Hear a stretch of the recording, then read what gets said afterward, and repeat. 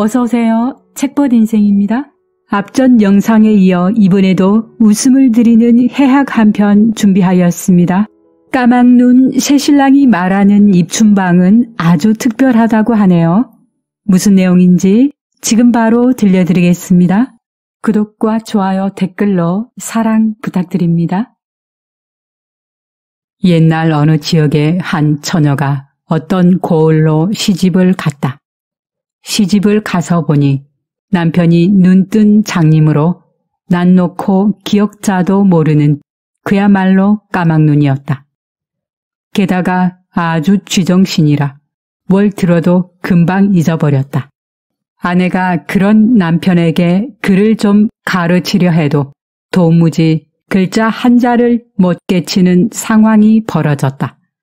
실컷 가르쳐 놓았더니 딱 돌아서면 잊어버리니 아내의 고심은 깊어만 갔다.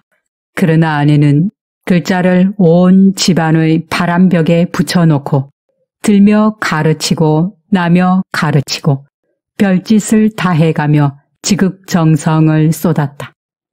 그러던 중 새봄이 되자 아내가 친정에 다니러 갔더니 친정아버지가 대문에 입춘방을 써붙여놓고 벼르고 있었다. 모레 사위가 오면 이걸 한번 읽어보라고 해야겠구나. 그 사람이 글을 얼마나 아는지 내가 시험을 한번 해봐야겠어. 이 말을 들은 딸은 듣고 보니 참 큰일이었다. 친정에서는 사위가 아직 까막눈이라는 사실을 전혀 모르기 때문이었다. 아내는 그 길로 곧장 집에 돌아와 남편을 가르쳤다. 아버지가 입춘방으로 써붙여 놓은 입춘대길 넉자를 써서 바람벽에 붙여놓고 하루 종일 가르치게 되었다. 자, 저 따라 읽으이소. 입춘대길. 입춘대길. 정신 차리시고. 입춘대길. 입춘대길. 이 글자는 입춘대길이라고 읽습니다. 잘 보고 입춘대길. 알았어.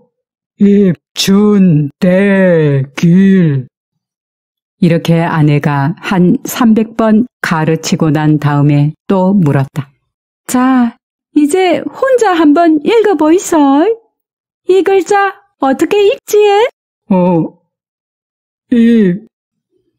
이렇게 그새 잊어버리고 그만 꿀먹은 벙어리가 되니 아내는 참 환장할 노릇이었다.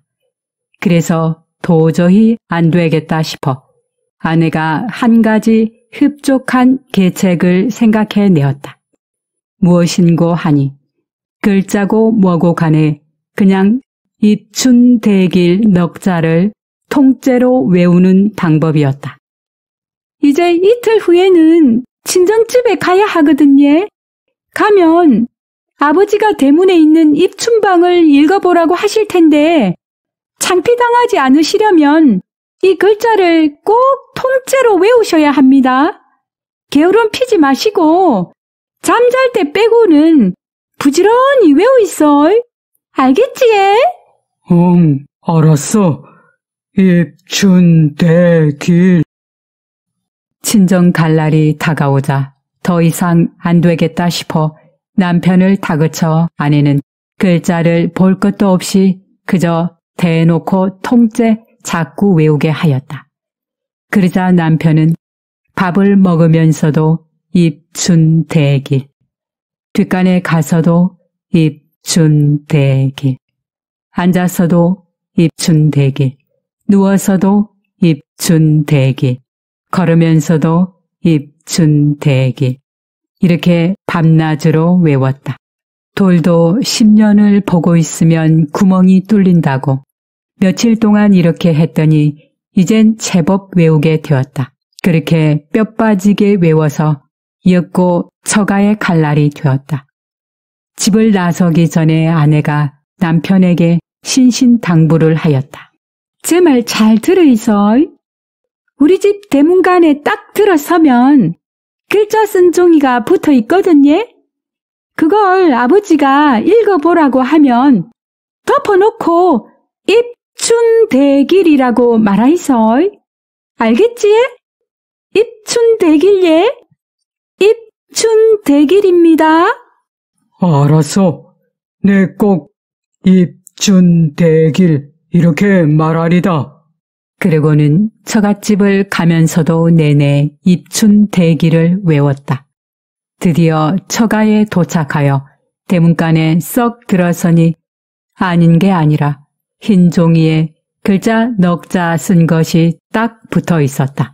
정신을 추스를 틈도 없이 장인 영감이 문간에서 떡하니 기다리고 있다가 잠깐의 틈도 주지 않고 말하였다. 자네, 저 대문에 붙어있는 글자를 한번 읽어보겠나? 아이고, 그런데 이것을 어쩌나. 아내가 실컷 가르쳐주고 며칠을 외운 그 네 글자를 그만 잊어버리고 머릿속이 하얘졌다. 아, 불사. 잊어버렸네. 잊어버렸어. 저걸 뭐라 하더라? 순간 머리를 쥐어짜니 뒤에 세 글자를 어렴풋이 떠올렸다. 참, 무슨 춘이고 대길이라 했지. 그런데 처음 글자가 뭐였더라? 안 떠오르네. 어떡하지? 남편은 첫 글자가 도무지 생각이 나지 않자 눈만 멀뚱멀뚱하다가 아내를 바라보았다. 그러자 아내가 자꾸 손으로 얼굴 쪽을 가리키는데 아내 딴에는 입춘대길의 입자가 생각나라고 가리킨 것인데 손가락을 입에 갖다 대니까 남편이 보기에는 마치 코를 가리키는 것 같았다. 그러자 남편은 생각하였다. 옳거니 아내가 코를 자꾸 가리키는 것 보니 고춘대길이렸다. 라고 생각하고는 남편은 자신 있게 큰 소리로 대답하였다. 고춘대길! 이 이야기는 바보 사위를 똑똑한 사위로 위장해 보려는 노력이 헛사로 돌아가는 내용을 담고 있습니다. 옛날에는 사위를 맞이하는 동상례에서는 한시를 짓거나 노래를 하는 관례가 있었다고 하는데요. 이 이야기는 이때 그 일을 제대로 수행하지 못한 바보 인물의 이야기로 전해지는 바보의 문자 쓰기라는 설화가 변이된 것으로 볼 수 있습니다. 색시가 입춘대길을 못 외우는 까막눈 남편을 위해 입을 만져 입이라는 음을 상기시킨다는 것이 남편은 코를 생각하고 콧춘대길로 읽어버린 것이 그만 모방의 실패로 돌아가 웃음을 자아내게 하였습니다.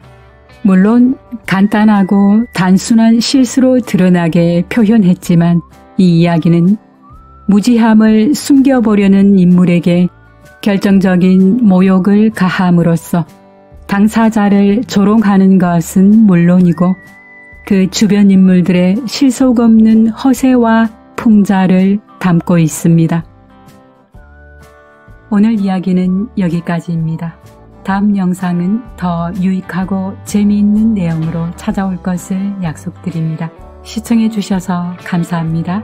책벗 인생이었습니다.